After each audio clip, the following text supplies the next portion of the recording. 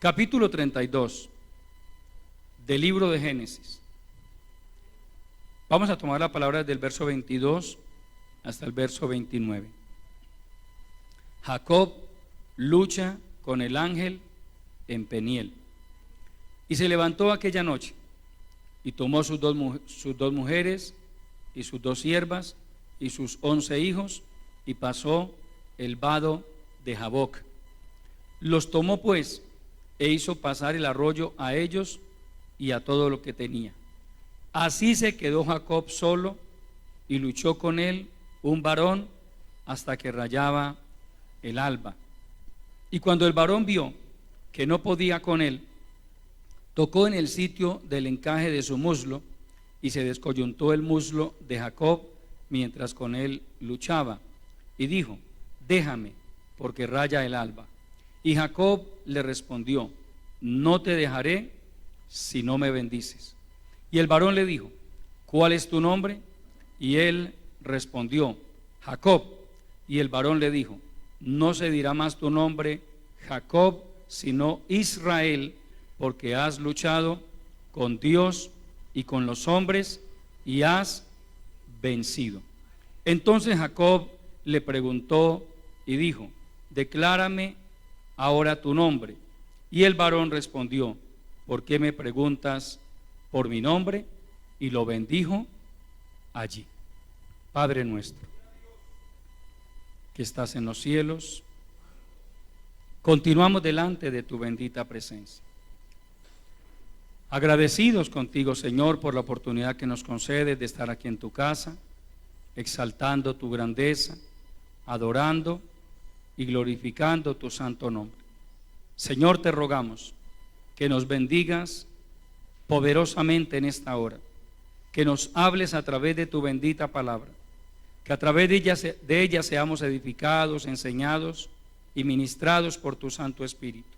Lléname de tu gracia, úngeme con tu Santo Espíritu, entrégame un mensaje de tu palabra que venga directamente del trono de la gracia y que sea de mucha bendición para todo tu pueblo, Padre. Glorifica tu palabra sanando a los enfermos, libertando a los oprimidos por el diablo, salvando las almas, Señor. Bendícenos poderosamente, te lo pedimos en el nombre de Jesucristo y te damos muchas gracias. Amén. Tomen asiento, mis amados hermanos, al nombre de Cristo. Aleluya. Si quieres ser bendecido, tendrás que luchar con Dios y con los hombres. Amén. Es el tema que el Señor me ha regalado para compartirles en esta preciosa hora. Si quieres ser bendecido, tendrás que luchar con Dios y con los hombres. Ojo a la frase que he expresado: tendrás que luchar con Dios, no contra Dios, que es diferente. Amén. No contra Dios. Jacob no luchó contra Dios, luchó con Dios. Amén. Que es a lo que estamos llamados los cristianos, a luchar con Dios y con los hombres. ¿Qué significa eso? Luchar con Dios. Las bendiciones espirituales hay que arrebatarlas, amados hermanos. La experiencia de Jacob así nos lo enseña. Jacob, desde que estaba en el vientre de su madre, manifestó que él quería una bendición. ¿Quién lo creyera, amado hermano? Pero un bebé, desde que está en el vientre de la madre, ya comienza a desarrollar rasgos de personalidad. Hay unos que ni siquiera se mueven. La señora pasa todo el embarazo, los 9 meses, y no siente el bebé. Y hay otros hermanos que todo el tiempo están así, y ya cuando están por ahí de 7 u 8 meses se ve, hermano, se ve el movimiento allá. Eso habla de la personalidad de ese bebé. Amén. El que se mueve mucho y el que está es porque va a ser hiperactivo, inteligente, hermano, echado para adelante, como decimos los paisas. Y el que está todo el tiempo ahí es porque va a ser más calmado. Amén. Aún desde el vientre de la madre se va desarrollando el tema del carácter y de la personalidad del individuo. La historia de Isaac y Rebeca, pues la mayoría de nosotros la conocemos. Ellos fueron los padres de Jacob. Isaac se casa con Rebeca, una mujer muy hermosa, y por supuesto Isaac quería continuar con el cumplimiento de la promesa que Dios le había dado a su padre Abraham. Isaac conocía la promesa. Es más, de hecho Dios mismo le había hablado también a él y había ratificado la promesa de que lo que Dios le había dicho a Abraham, de que a través de su linaje habría de hacer una gran nación, pues en Isaac se iría a cumplir también esa palabra o esa promesa. Pero se casa Isaac y comienzan a pasar los años y de bebé nada, nada y nada. 20 años y nada. Entonces a los 20 años ya Isaac como que comienza a entender, no, esto como que va a ser muy parecido al proceso por el que pasó mi padre Abraham. Y entonces Isaac comenzó a orar a Dios por su esposa, y en efecto Dios respondió la oración y Rebeca quedó embarazada. Bueno, gloria a Dios por eso. Pero Rebeca comienza además de que era primeriza, hermano, resulta que había mellizos en su vientre, y en el vientre de Rebeca, hermano, se presentaban peleas, conflictos. Estos dos bebés convirtieron el vientre de su madre en un cuadrilátero, hermano.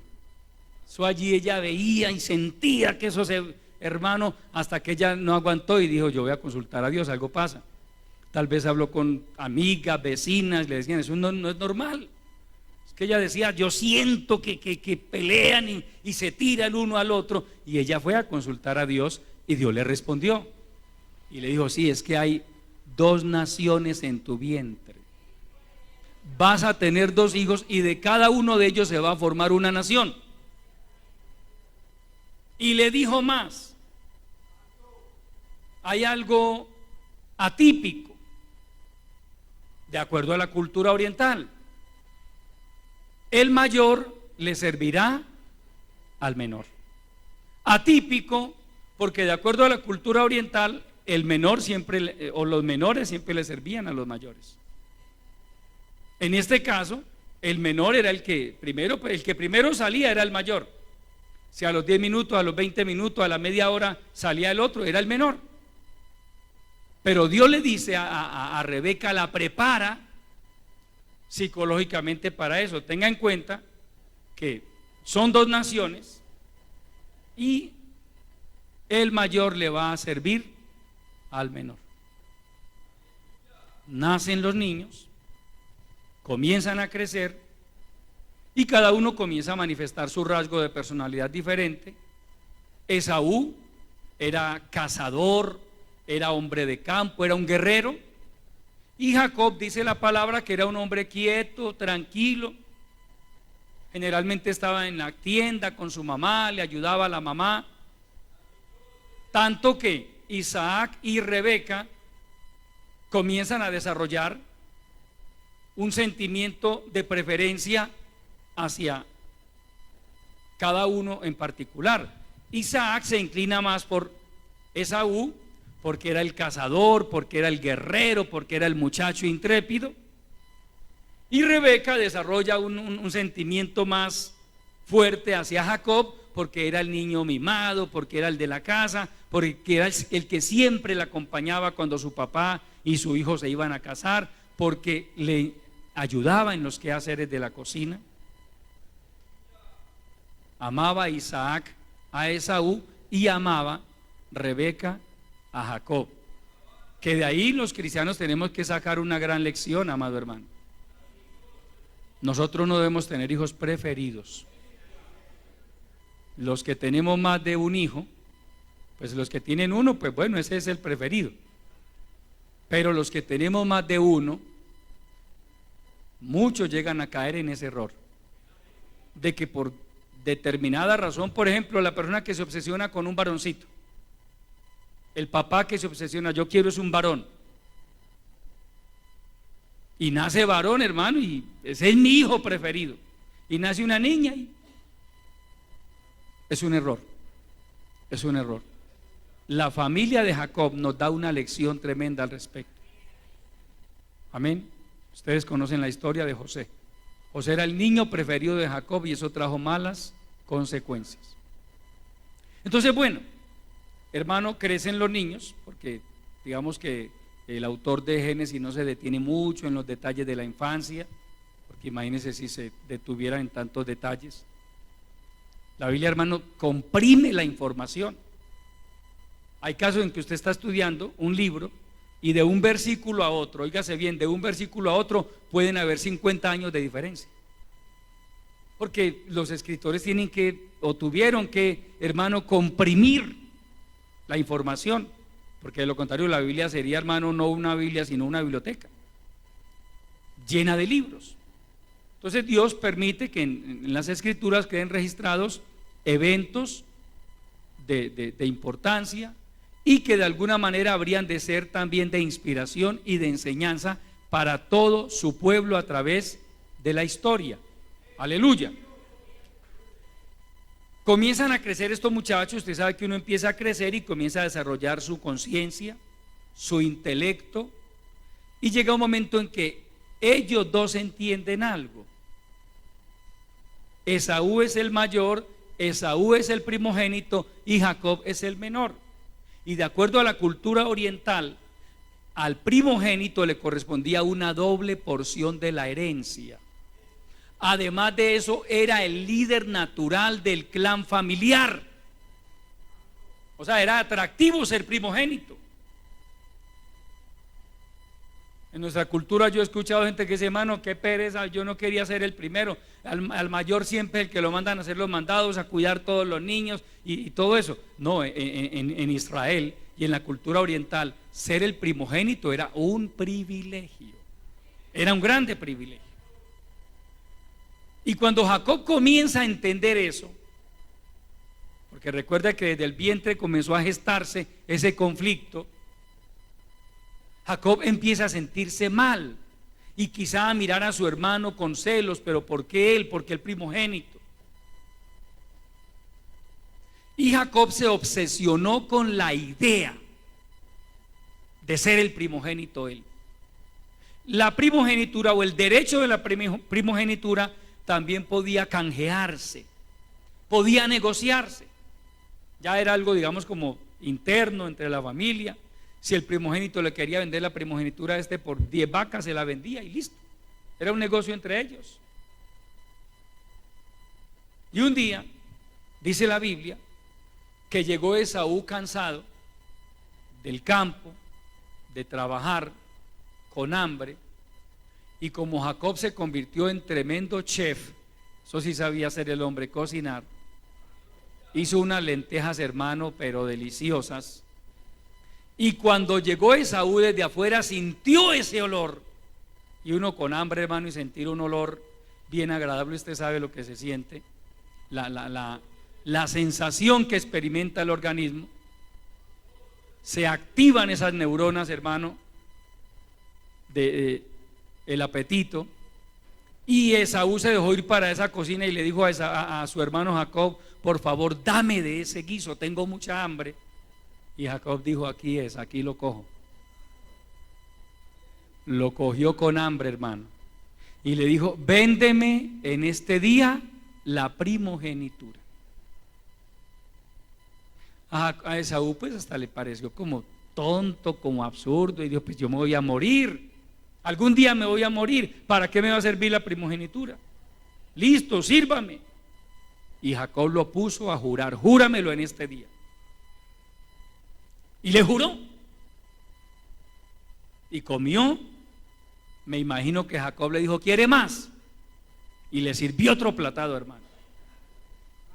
Comió, bebió y se fue. Dice el escritor, así menospreció Esaú la primogenitura.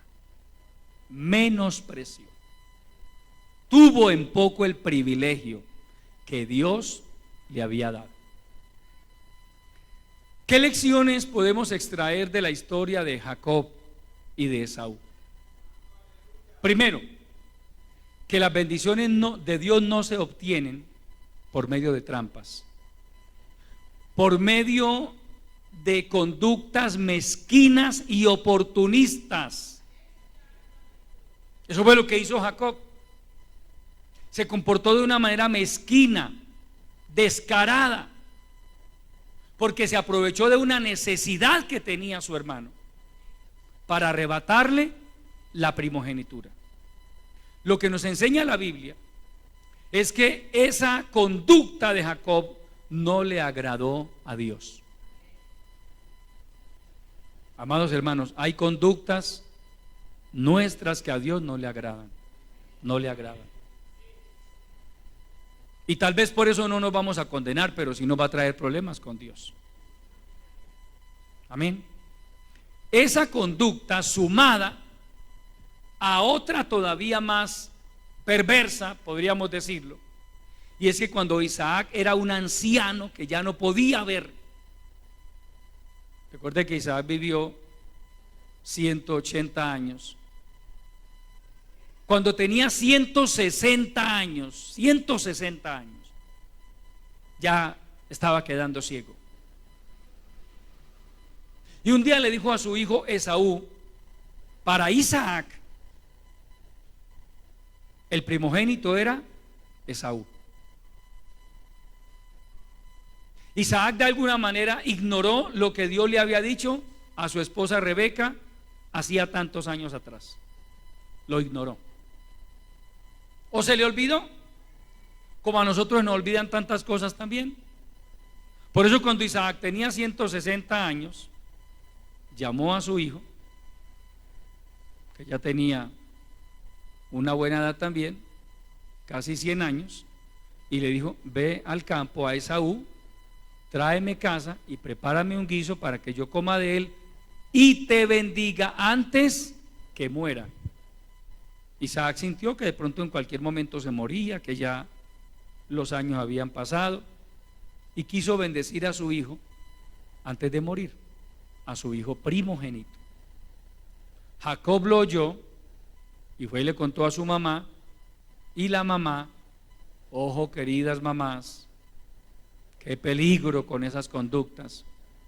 Cuando una esposa se confabula con alguno de sus hijos para hacer algo en contra del esposo, del papá de ese muchacho, eso delante de Dios es pecado. Amén. Y es un pecado de deslealtad. Querida dama que me escucha, usted le debe lealtad a su esposo antes que a sus hijos. Bueno, los amenes no gustó eso, pero bueno, perdónenme por haberlo dicho. No, es que es en serio, amados hermanos. Ahora, ahí puede haber excepciones, por supuesto, yo no estoy diciendo que esa sea una regla absoluta. Si es un tipo bien que ha sido mal marido, borracho y le ha maltratado toda la vida, pues yo entiendo que usted no sienta en su corazón ofrecerle lealtad a ese hombre. Pero estamos hablando de hombres y mujeres que relativamente, aunque no somos perfectos, pues hemos estado ahí al lado de esa esposa toda la vida. Amén. Isaac estuvo al lado de su esposa toda la vida. Fue un hombre fiel. La Biblia no me dice que Isaac haya sido un borracho o un adúltero, no. Isaac era un hombre de Dios. Y eso agrava todavía las cosas. Cuando es un hombre de Dios, como lo era Isaac, y que su esposa se confabulara para engañarlo, se confabulara con su hijo para engañarlo, hermano, muy delicado eso, muy delicado. Nunca, amada hermana, nunca se confabule con alguno de sus hijos para engañar a su esposo. Engañarlo, no le estoy diciendo que vaya a adulterar, sino en el sentido de que le vayan a mentir para sacar algún provecho personal o para beneficiar a ese nené que usted tanto quiere, a su bebé. Si eso implica engañar al esposo y mentirle al esposo, usted estaría pecando delante de Dios. Ahí está la palabra que nos demuestra que así fue.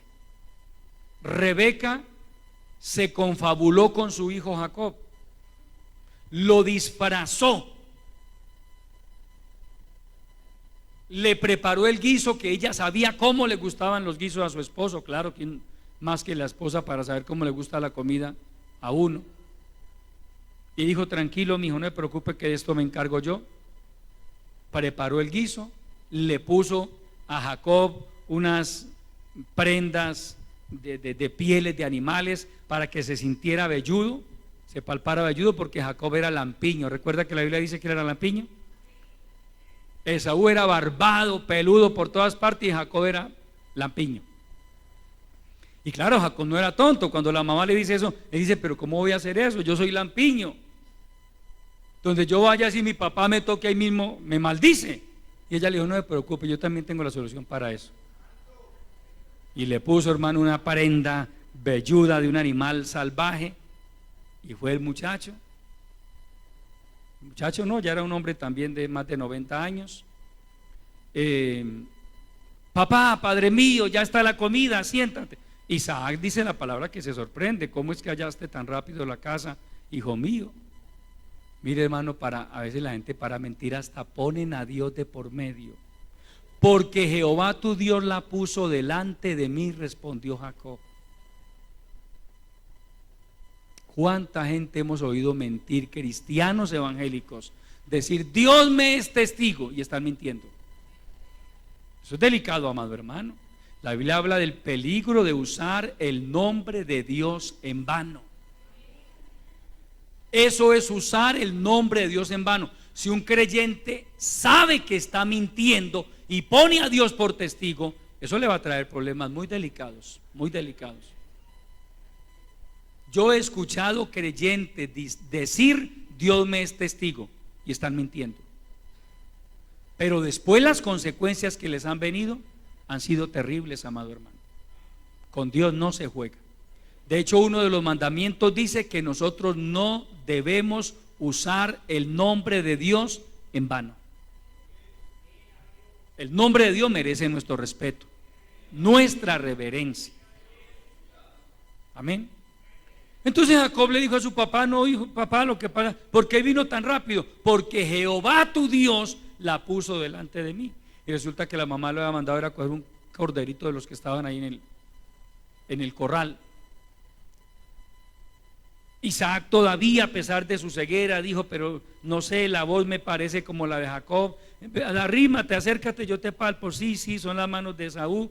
Digo: bueno, que coma. Se la comió y lo bendijo. Le dio todas las bendiciones del cielo, etcétera, etcétera. Usted conoce la historia. Pero eso tampoco le agradó a Dios. Cuando vino Jacob con la casa, Esaú con la casa, y preparó el guiso y llegó a la habitación de su papá, dice la Biblia que Isaac se estremeció en su espíritu. ¿Cómo que? Y este sí es Esaú. E Isaac entendió y le dijo: vino tu hermano con engaño y tomó tu bendición, la bendición de la primogenitura, y yo ya no se la puedo quitar. Y mire lo que le dije al principio, que Esaú menospreció su primogenitura. Esaú ya debía ser consciente de que él había vendido la primogenitura al hermano, pero no, ahora sí quería la bendición. Y lloró. Pero su padre le dijo: hijo mío, no puedo hacer nada, ya lo bendije a él. Le di todas las bendiciones a él. Hebreo nos dice que tengamos cuidado, que no sea que se aloje alguna raíz de amargura en nuestros corazones, no sea que haya algún profano o fornicario como Esaú, que por una sola comida vendió su primogenitura y después procuró con lágrimas recuperarla, pero ya no hubo lugar para el arrepentimiento, amado hermano. ¿Cuántos creyentes, hermano, que Dios ha bendecido, que Dios les ha dado talentos, les ha dado gracia, les ha dado tantas cosas, se han dado el lujo, entre comillas, de menospreciar eso, de cambiarlo por cualquier cosa?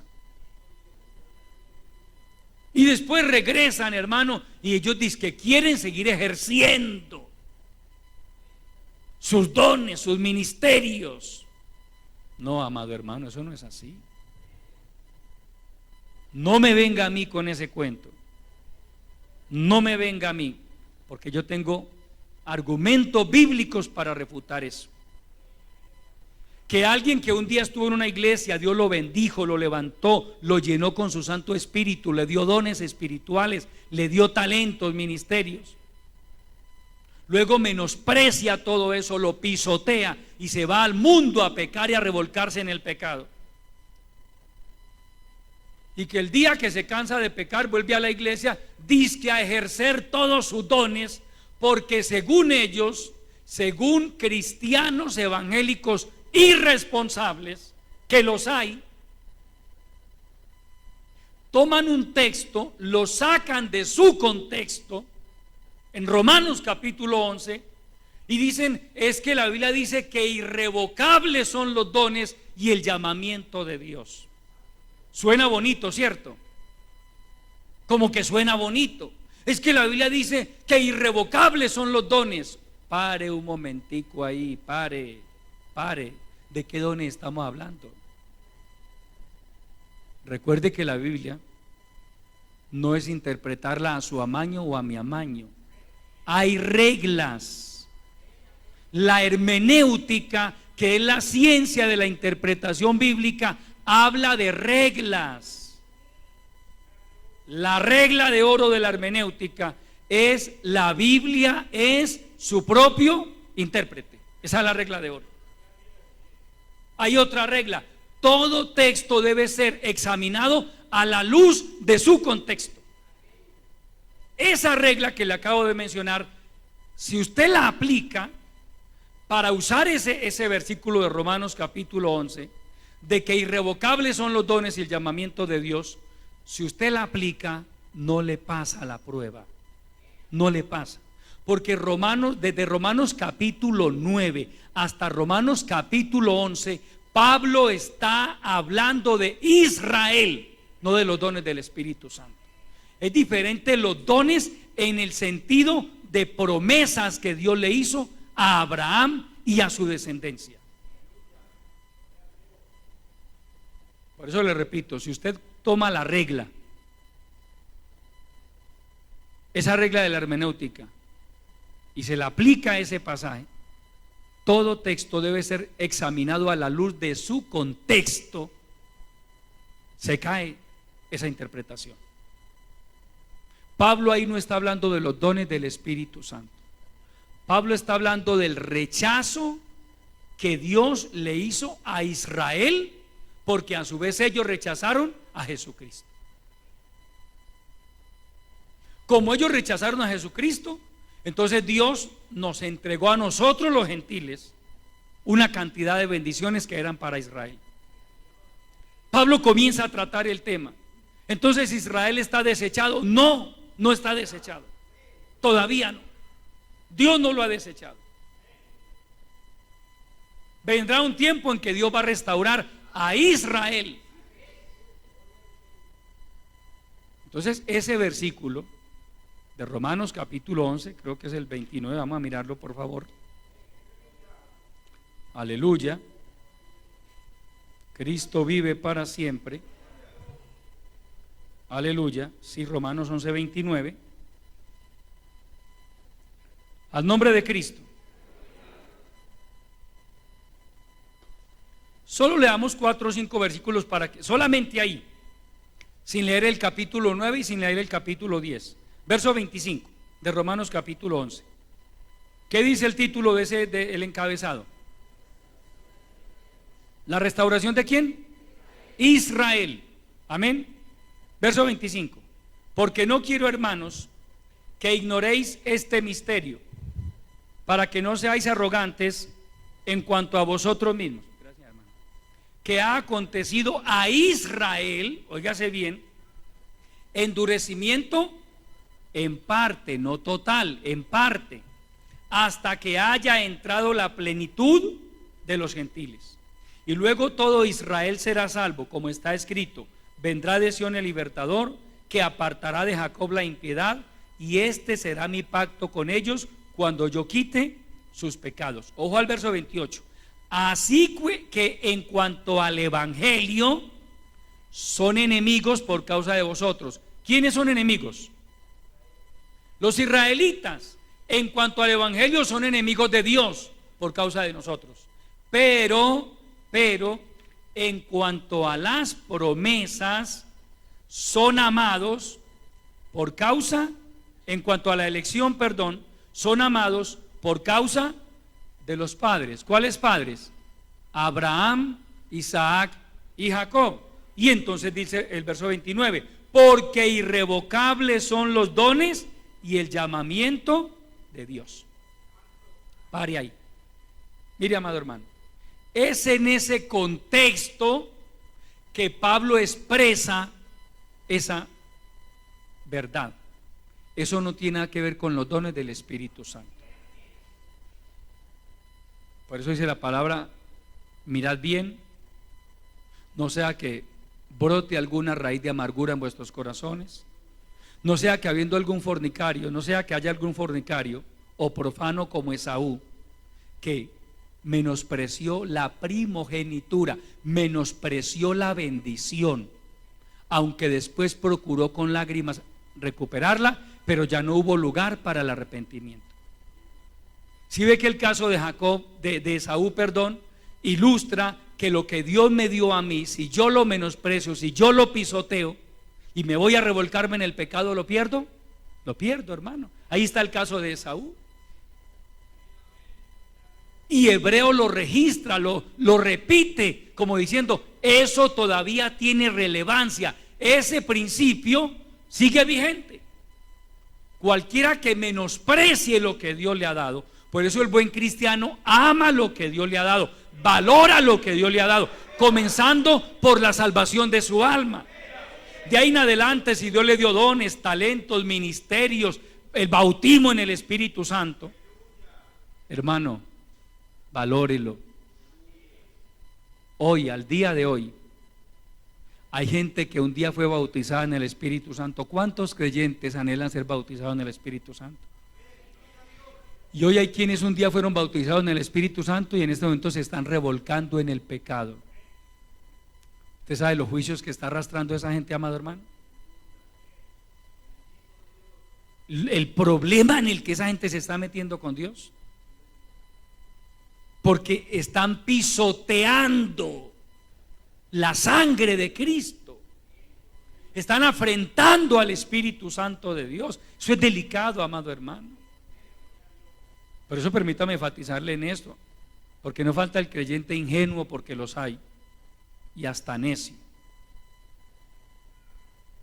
que cree que cualquiera viene del mundo de haberse revolcado en el pecado y va a arrancar a profetizar otra vez. Hermano, yo con todo el respeto, yo le digo, yo no, eso no, a mí no, ese cuento no me lo trago yo. Que puede venir a luchar por la salvación de su alma, sí, pero hasta ahí. Pero que va a arrancar y a profetizar y a hacer de todo, no,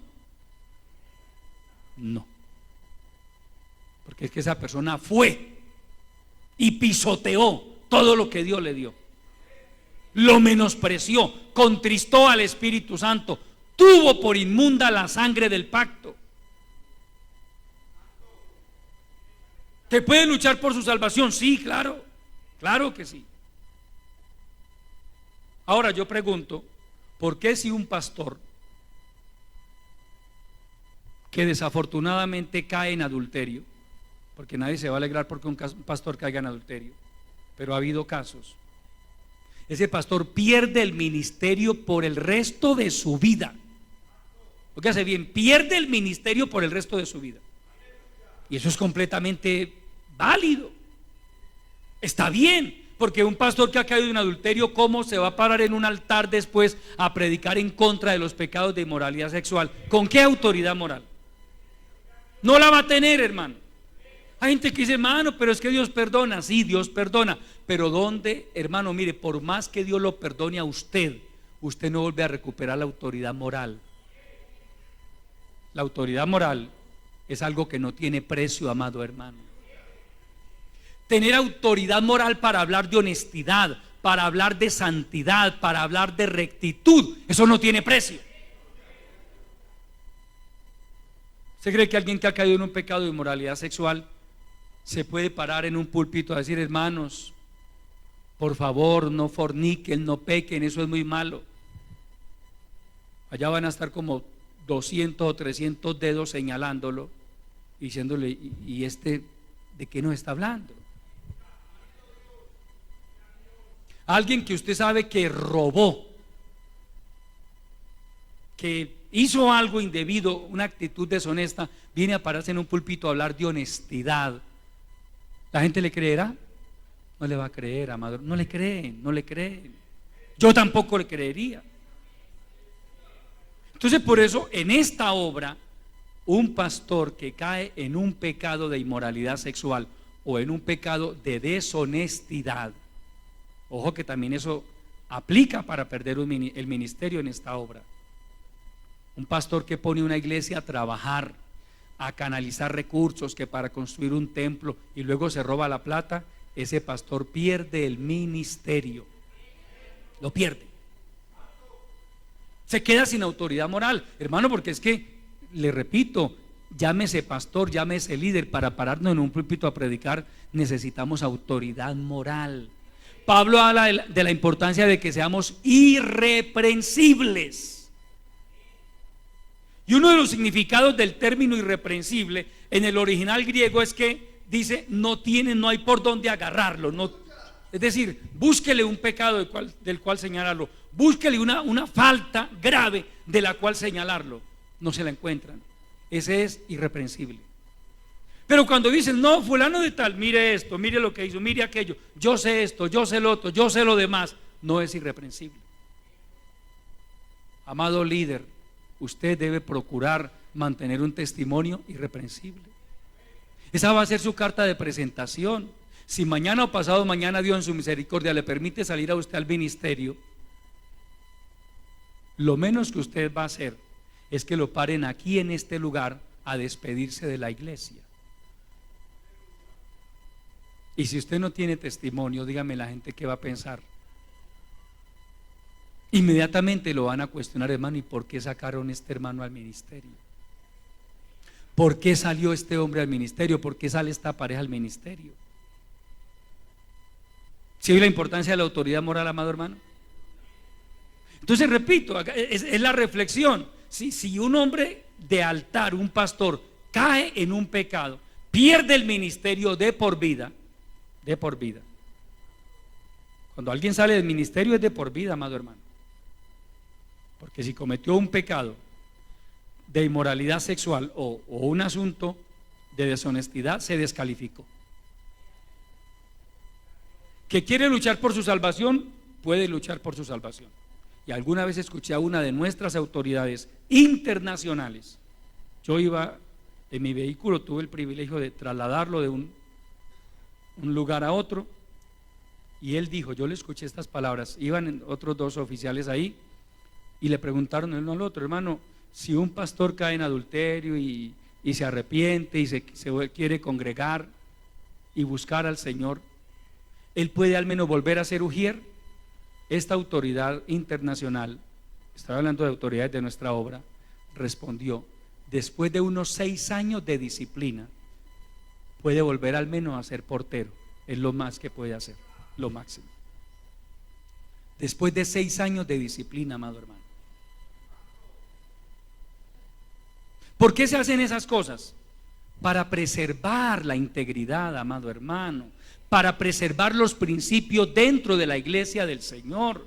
Y si no está, mire hermano, yo sé de casos de misiones, he escuchado casos de misiones diferentes a la obra del movimiento misionero mundial, que un líder espiritual cae en un pecado de inmoralidad sexual. ¿Sabe qué hacen con ese angelito? Lo trasladan por allá para un pueblo lejano donde nadie lo conozca.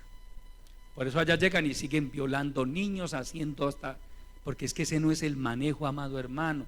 Un hombre que cae en un pecado de inmoralidad sexual no hay que trasladarlo a ninguna parte, ya es un corrompido, ya se dañó. Eso es bíblico, amado hermano. Eso es bíblico. Entonces es como si un hombre que predicó la palabra, que fue pastor, si cae en adulterio, en un pecado de inmoralidad o en un pecado de deshonestidad, pierde el ministerio de por vida.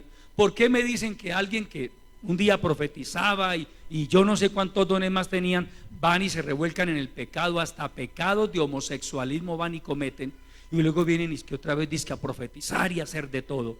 No, amado hermano, no. Hay que poner las cosas en su sitio. Mire, Esaú no estaba bajo la dispensación de la gracia. Que los creyentes de la dispensación de la gracia tenemos una responsabilidad mucho mayor a los creyentes de antes de la venida de Cristo.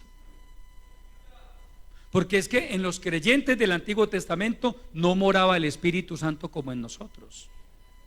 Y sin embargo Esaú menospreció la primogenitura y la Biblia dice nunca más pudo volver a recuperarla, aunque la procuró con lágrimas. Mire la lección que Dios nos da ahí, la importancia de que el creyente valore lo que Dios le ha entregado. Valórelo, cuídelo.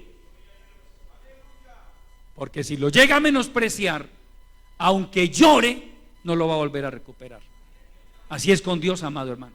Así son las cosas con el Señor. Mientras que Esaú menospreciaba la primogenitura en su corazón, Jacob la anhelaba. Hay cosas que hay creyentes que tienen que otros las anhelan. Y es que el que las tiene las menosprecia. Vives por ahí jactándose de eso. Ay, usted no, es cierto que usted no. Uy, hermano, ay, eso es tener la presencia de Dios. Mire cómo me pongo, hermano, solo de hablar eso. Uy, hermano, y empiezan a jactarse, a presumir. Eso es orgullo espiritual.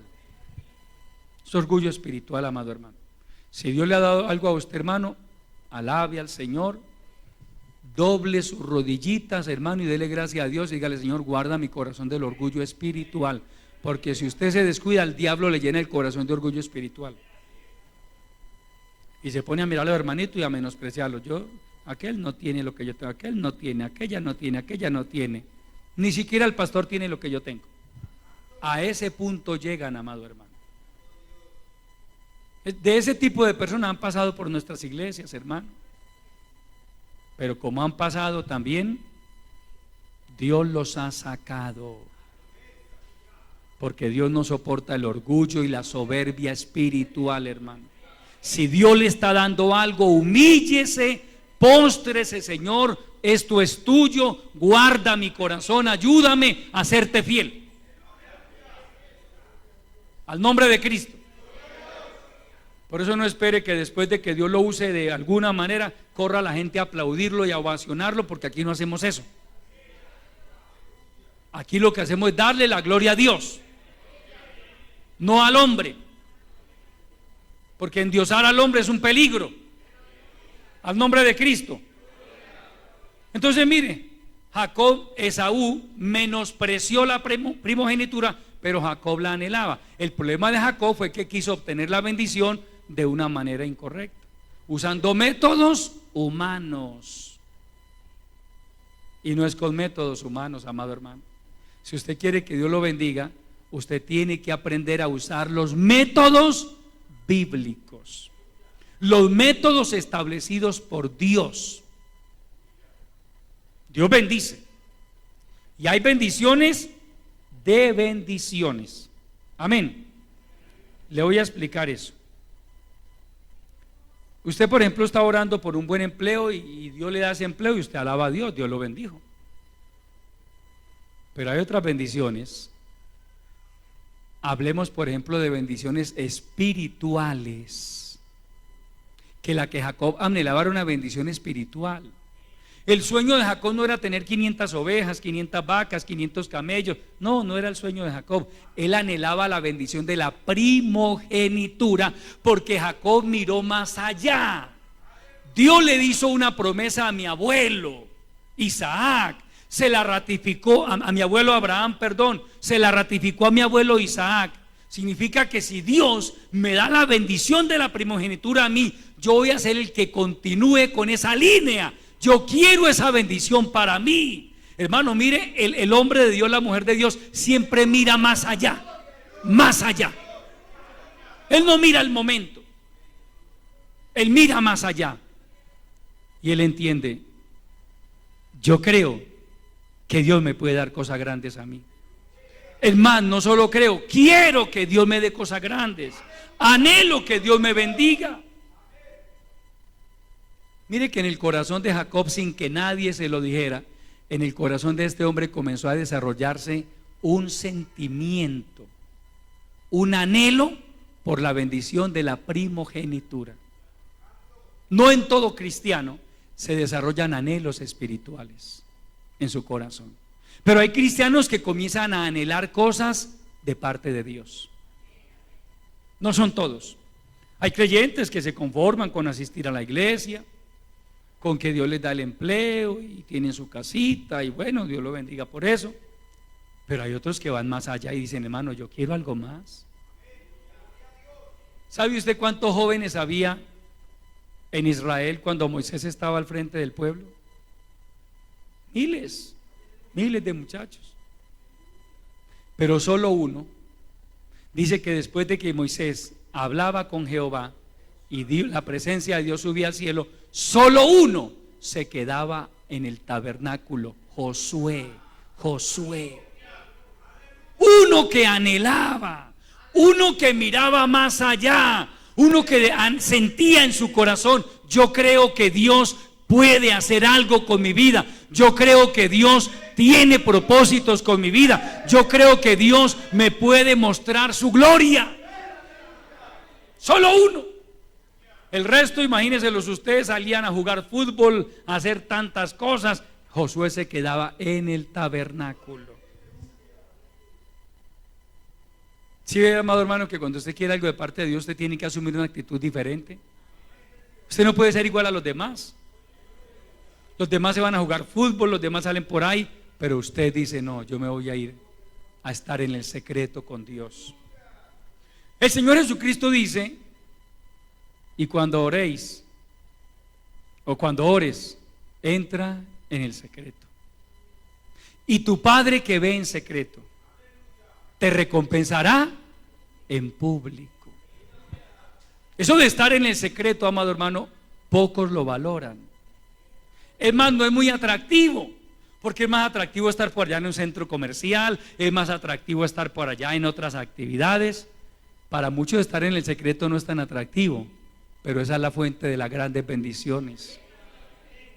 Al nombre de Cristo. Si quieres ser bendecido, tendrás que luchar con Dios y con los hombres. Estoy hablando con el que quiere ser bendecido. Jacob tuvo que aprender una cantidad de lecciones en la vida, como todos nosotros, amado hermano.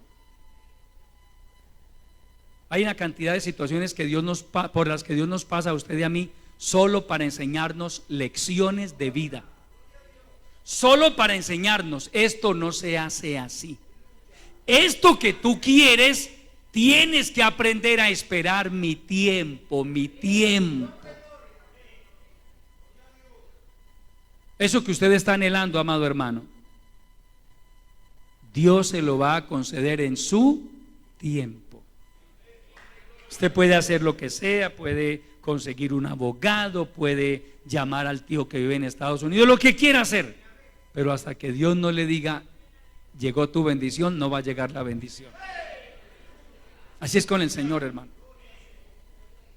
Mire, Jacob se prestó para que su mamá hiciera esa trampa, engañaron a su padre. Isaac lo bendijo, y tal vez usted te imagina a Jacob diciendo: gloria a Dios, ay, qué bendición, por fin mi papá me bendijo. Cuando llega alguien y le dice: entra apresuradamente a la cocina donde Rebeca y donde Jacob, y le dice: mire, les voy a decir algo, pero por favor no vayan a decir que yo les conté. Esaú lo va a matar a usted, Jacob, para que sepa, lo va a matar. Y Rebeca conocía a Esaú, ella sabía quién era. ¿Sabe qué está diciendo Esaú? Allá afuera, tiene una rabia, ese hombre está temblando de la ira. Llegarán los días del luto de mi padre y yo mataré a mi hermano. Es decir, no, la demora es que enterremos a mi papá y posiblemente el mismo día del entierro yo mato a mi hermano. Cuando Rebeca oyó esas palabras, ¿por qué cree que Rebeca reaccionó de esa manera? ella conocía a su hijo. Si alguien conoce a una persona es la mamá, hermano. Por eso ella inmediatamente le dijo: hijo, te va a tocar irte unos días, hasta que se aplaque el enojo de tu hermano, y luego yo enviaré y te haré volver otra vez. Vete a la tierra de mi hermano Labán en Harán, quédate allá unos días. Ella le habló de unos días. No le dijo un año, no, unos días, hasta que se aplaque el enojo de tu hermano, y luego yo enviaré y te mandaré traer. Mire cómo es de fácil hablar. Ella no dijo: si Dios quiere, si Dios lo permite, yo vuelvo y te hago traer. No, cuando se aplaque el enojo de tu hermano, yo mando por ti, punto. No es si Dios quiere, no es si Dios lo permite, no, es que yo voy a mandar por ti. Ay, hermano. Sí, Jacob se fue para la tierra de Harán, llegó a la casa de su tío Labán. ¿Cuánto tiempo tuvo que estar Jacob en Harán? 20 largos años. 20 largos años, amado hermano. Qué tremendo. Pregunto, ¿Rebeca mandó por él? Nunca mandó por él. Es más, yo a Rebeca no la vuelvo a encontrar. Jacob regresa de Canaán, de la tierra de Harán, y dice la Biblia que vino y visitó a su padre. La Biblia no menciona a su madre. ¿Qué significa eso? Rebeca murió en algún momento de esos 20 años. Ella murió. Su hijo se cansó de esperar allá en Harán el recado, diciéndole que la mamá le manda a decir que ya puede regresar. No, amado hermano, es que las cosas no son como usted y yo digamos, es como Dios lo determine. Nunca Rebeca pudo enviar por su hijo. A este muchacho o a este hombre mejor, le tocó quedarse 20 años en Harán, aprendiendo enseñanzas, lecciones. Fue humillado por su suegro, usted conoce la historia. Tantas cosas que vivió. Y en este capítulo 32 de Génesis, usted y yo encontramos a Jacob 20 años después, ya había estado 20 años en Harán, regresando a la tierra de Canaán. 20 años después, ya era un Jacob diferente, ya no era un Jacob tramposo, ya no era un Jacob mentiroso, ya era un hombre diferente, curtido por los años, curtido por los golpes de la vida, pero con un sentimiento de frustración en su corazón. Hasta el día de hoy no he sentido que la bendición de Dios haya llegado a mi vida. Todavía no ha llegado. Jacob venía frustrado. Sí, Dios le dio esposas, le dio hijos, tenía 11 hijos, tenía vacas, tenía camellos, tenía ovejas. Permítame el término muy coloquial entre los paisas, estaba planteado. ¿Sí? Estaba planteado. Pero en el fondo de su corazón, él no era feliz. Él se sentía frustrado. Porque él seguía mirando hacia el futuro, él seguía mirando la bendición, y como que la bendición se alejaba cada vez más. Y ahora venía regresando de la tierra de Harán, rumbo a la tierra de Canaán, pero con otro problema encima. Ese problema tenía nombre propio: Esaú. Ahora recuerdo que hace 20 años que yo me vine de Canaán, mi hermano me quería matar. La pregunta es: ¿será que todavía me quiere matar? Y en Génesis capítulo 32 usted encuentra a Jacob con ese problema, con esa preocupación. Entonces allí vemos a Jacob, hermano, haciendo lo que tenía que hacer o lo que tuvo que haber hecho 20 o 30 años atrás: orar, clamar a Dios, buscar a Dios. Hermanos, si usted y yo aprendiéramos eso, que nos va mejor cuando aprendemos a orar, que nos va mejor cuando aprendemos a traer un asunto a la presencia del Señor. A veces dejamos que pasen hasta años, hermano, sin resolver un problema que hubiéramos podido resolver orando, buscando a Dios. Y nos hemos pasado años tratando de obtener bendiciones, anhelos del corazón. Luchamos de una manera, luchamos de otra, por acá, por allá. No podemos. Pero cuando nos cansamos de los métodos humanos y entendemos que esto es mirando hacia arriba, las cosas cambian, amado hermano. Vaya a Génesis capítulo 32, por favor. Al nombre de Cristo. Aleluya.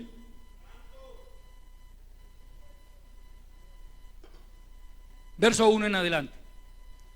Jacob siguió su camino y le salieron al encuentro ángeles de Dios.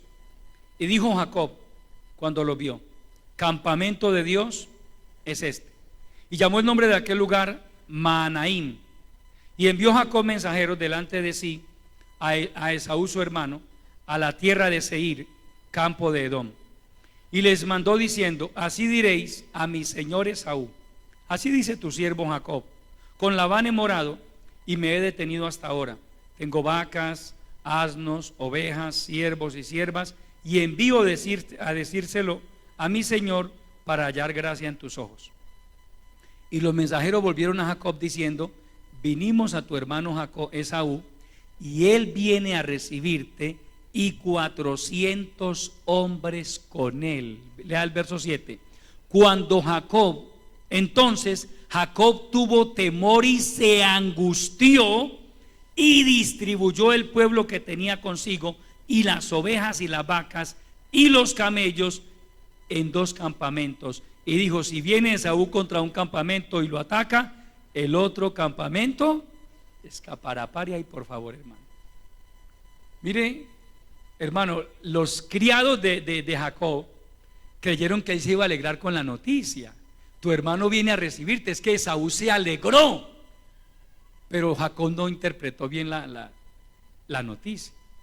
Viene con 400 hombres a recibirte. El hombre ya Dios le había sanado el corazón. Esos resentimientos en el corazón de Esaú quedaron en el pasado, y ahora venía a recibirlo. Pero cuando a Jacob le mencionan 400 hombres, el hombre dijo: nos va a matar, nos va a matar. Mire, amado hermano, ¿a quién no le ha pasado que en medio de un problema uno se forma unas películas en la mente, hermano? Usted se imagina lo peor.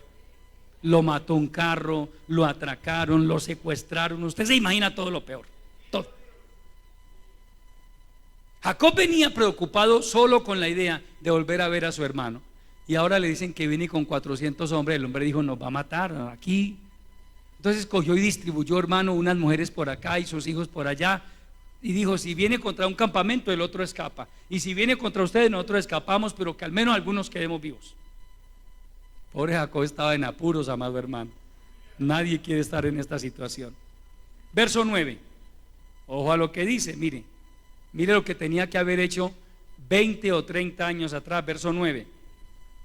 Y dijo Jacob, es decir, oró: Dios de mi padre Abraham y Dios de mi padre Isaac, Jehová, que me dijiste: vuélvete a tu tierra y a tu parentela, y yo te haré bien. Menor soy que todas las misericordias y que toda la verdad que has usado para con tu siervo, pues con mi cayado pasé este Jordán, y ahora estoy sobre 2 campamentos. Líbrame ahora de la mano de mi hermano, de la mano de Esaú, porque le temo, no venga acaso y me hiera la madre con los hijos. Y tú has dicho: yo te haré bien, y tu descendencia será como la arena del mar, que no se puede contar por la multitud.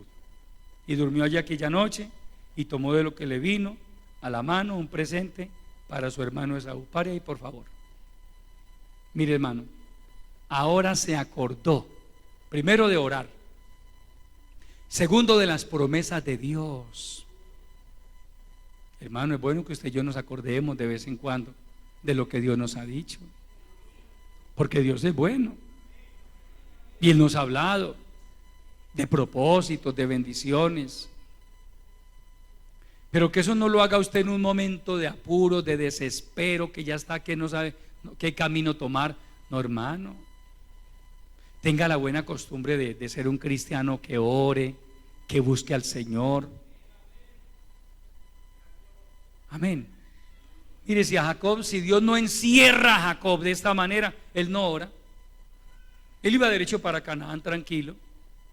¿Qué fue lo que lo llevó a esta reacción? Pues el peligro que aparentemente se cernía sobre él.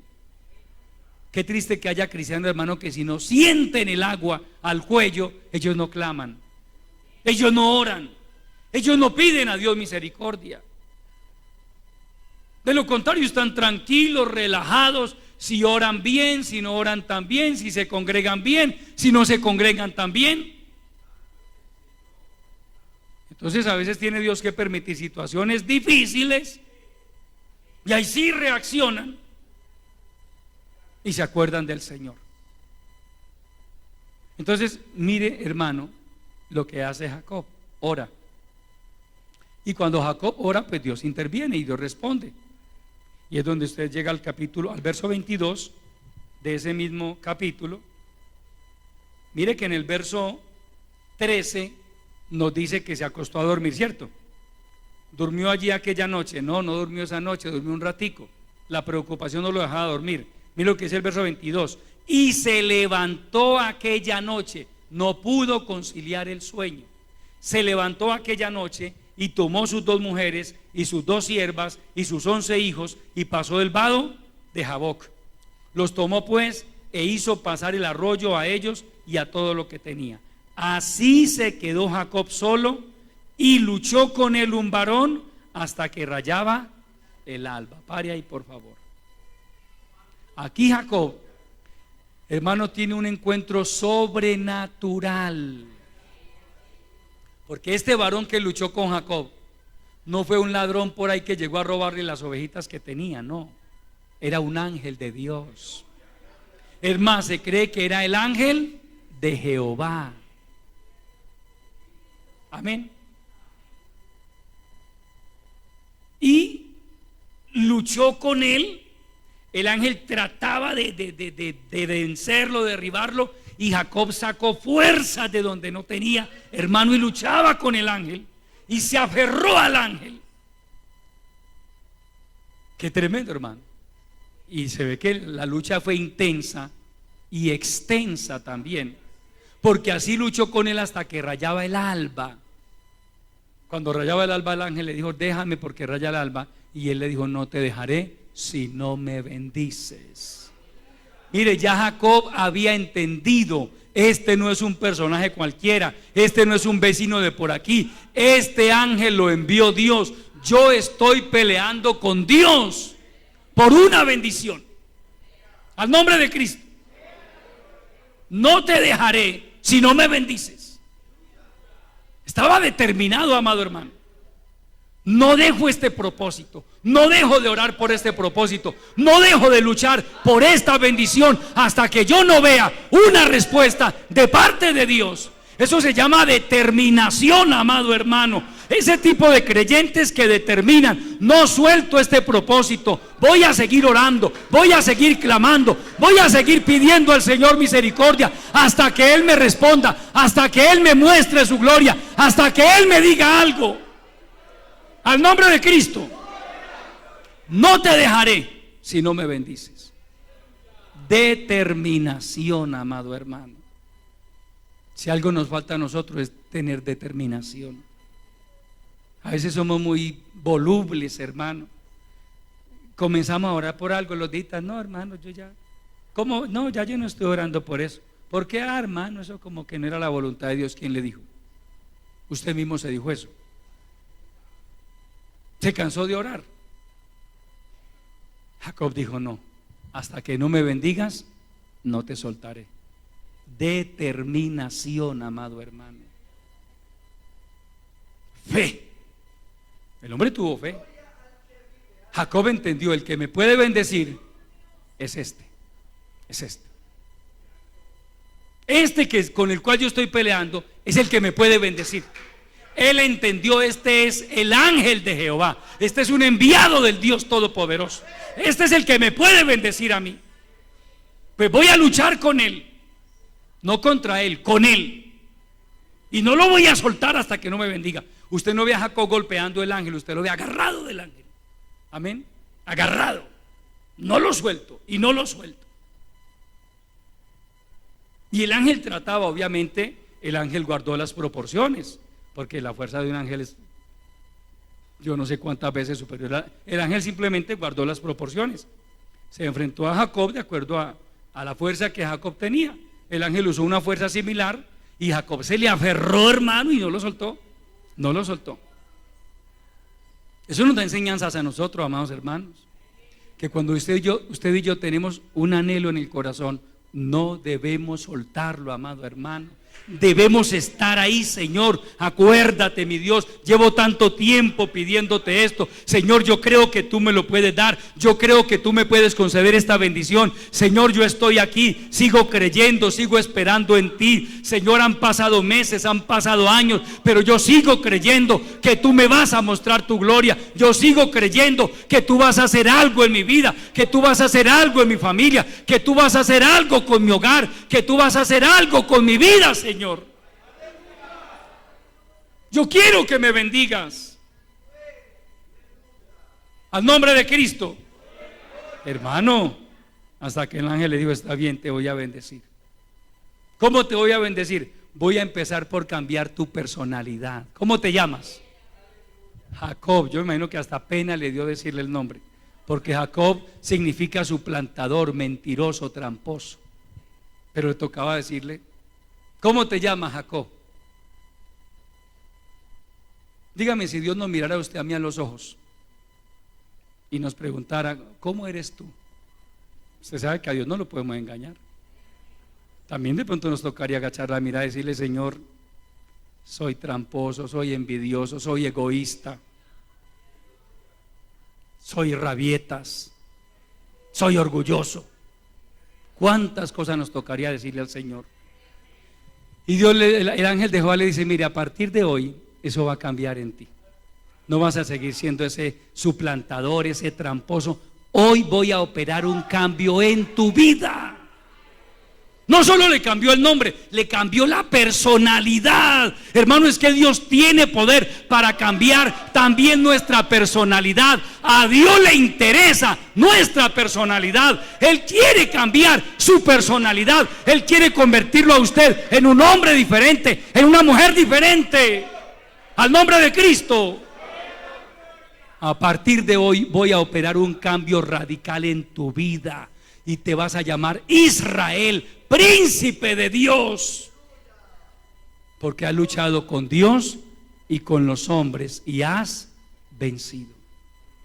Mire que Dios tuvo en cuenta, hermano, a pesar de los errores que Jacob cometió, pero el interés que él tenía por la bendición, hermano, luchaba de una manera o de otra, anhelaba la bendición, y Dios le tuvo eso en cuenta, amado hermano.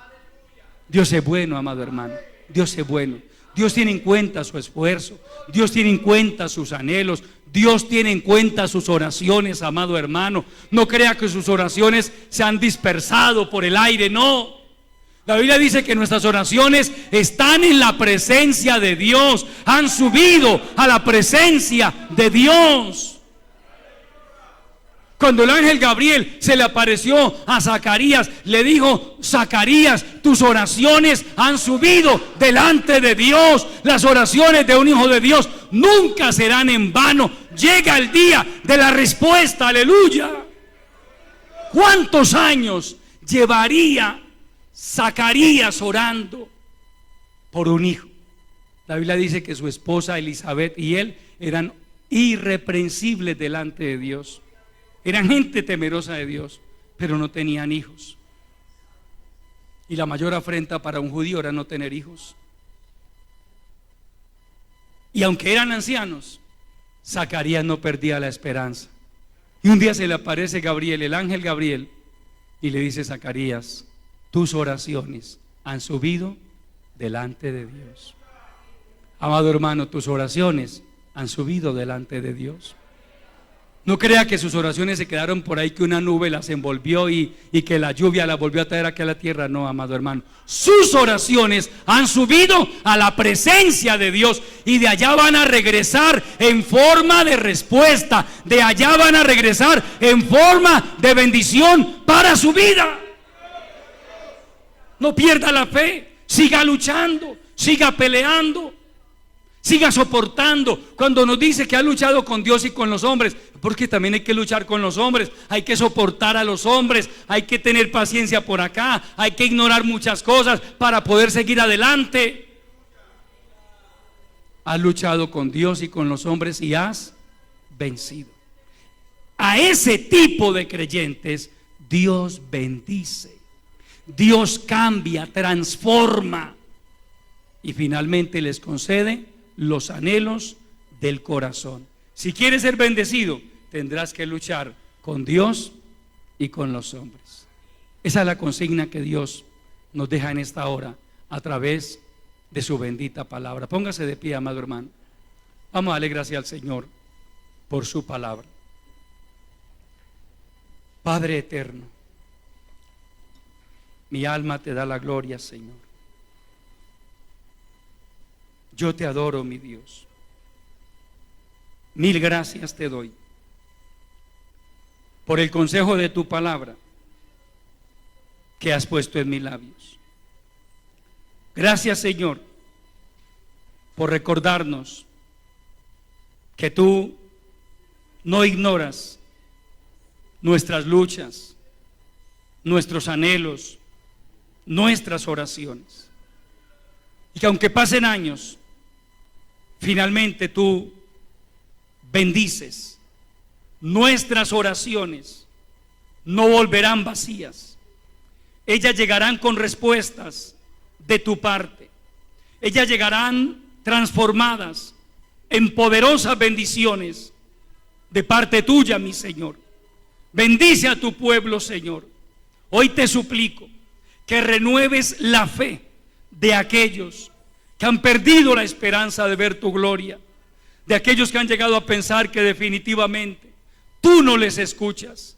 Hoy, Señor, tú nos recuerdas que nuestras oraciones están delante de tu bendita presencia y que te tomas el tiempo suficiente para respondernos, pero que es nuestro deber seguir luchando, seguir peleando la buena batalla de la fe. Ayuda a tu pueblo, Señor. Ayuda a tu pueblo. Bendice a cada hermano, a cada hermana. Glorifica tu palabra, Señor. Que esta palabra se convierta en una poderosa realidad en la vida de cada hermano, en la vida de cada hermana, en el nombre poderoso de Jesucristo. Señor, yo te lo pido. Muéstranos tu gloria, Señor. Ayúdanos, fortalécenos, aumentanos la fe. Ayúdanos a ser hombres y mujeres de altar. Ayúdanos a ser cristianos esforzados. Enséñanos a buscar tu santo rostro de todo corazón. Padre, te lo suplicamos en el nombre maravilloso de Jesucristo. Y te damos muchas gracias. Amén. Tomen asiento, amados.